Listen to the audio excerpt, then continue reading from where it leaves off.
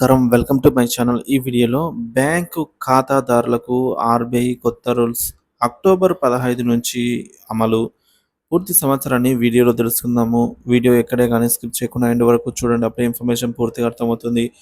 Video చూస్తున్న ప్రతి ఒక్కరు వీడియోకి లైక్ చేయండి. ఈ వీడియోని తోటి మిత్రులతో అయితే షేర్ చేయండి. కొత్తగా మన ఛానల్ చూస్తున్న వారు సబ్స్క్రైబ్ చేసుకున్నట్లయితే వెంటనే మన ఛానల్‌ని సబ్స్క్రైబ్ చేసుకోండి. దీని ద్వారా నేను చేసే లేటెస్ట్ వీడియోస్ అన్నీ మీ వరకు రీచ్ అవుతాయి. ఆలస్యం చేయకుండా వీడియోలోకి అయితే వెళ్ళిపోదాము.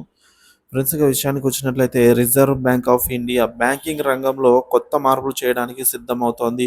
అక్టోబర్ 15 నుంచి కొత్త నిబంధనలు అమల్లోకి రానున్నాయి. ఈ విషయం మీకు తెలుసా?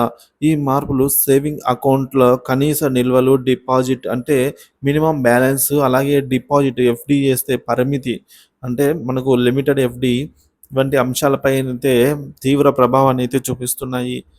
ఇప్పటివరకు వినియోగదారులకు సంవత్సరానికి 10,00,000 వరకు డిపాజిట్ చేసుకునే అవకాశం ఉంది. అయితే బ్యాంకులో ఎక్కువ మొత్తం డిపాజిట్ చేస్తే ఆదాయపు పన్ను శాఖ నుంచి వివరణ అడిగే అవకాశం ఉంటుంది. అంటే ఐటీ సోదాలు జరగొచ్చు. కాబట్టి భారీ మొత్తంలో డిపాజిట్ చేసే వారికి పన్ను లేదా ఫీజులు కూడా ఉండవచ్చు. కొన్ని బ్యాంకులు మినిమమ్ బ్యాలెన్స్ మెయింటైన్ చేయకపోతే జరిమానాలు విధిస్తున్నాయి. అయితే ఎస్‌బీఐ వంటి కొన్ని బ్యాంకులు ఇప్పటివరకు జీరో బ్యాలెన్స్ అకౌంట్లకు జరిమానా విధించడం ఆపేశాయి. ఈ మినిమమ్ బ్యాలెన్స్ ఫీజులు బ్యాంకుల ద్వారా కోట్లలో వసూలవుతున్నాయి. కొత్త మార్పులు అమల్లోకి రాకముందు మీ బ్యాంకు ఖాతా గురించి పూర్తి వివరాలు తెలుసుకోవడం అవసరం. అక్టోబర్ 15 తర్వాత కొత్త రూల్స్ ప్రకారం మినిమమ్ బ్యాలెన్స్, డిపాజిటర్ల పరిమితులు వంటి అంశాల్లో మార్పులు ఉండవచ్చని భావిస్తున్నారు. SBI, union bank, HDFC, ICICI bank వంటి బ్యాంకులు zero balance account, minimum balance ఫీజులు వంటి విషయాల్లో వివిధ నియమాలను పాటిస్తాయి. ఈ కొత్త రూల్స్ ఏమిటి? వాటి ప్రభావం ఎలా ఉండబోతుందో రానున్న రోజుల్లో మనకి తెలుస్తుంది.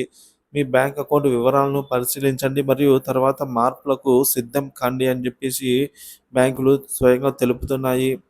సో, అక్టోబర్ 15 నుంచి కొత్త రూల్స్ అనేవి అమల్లోకి వస్తున్నాయి.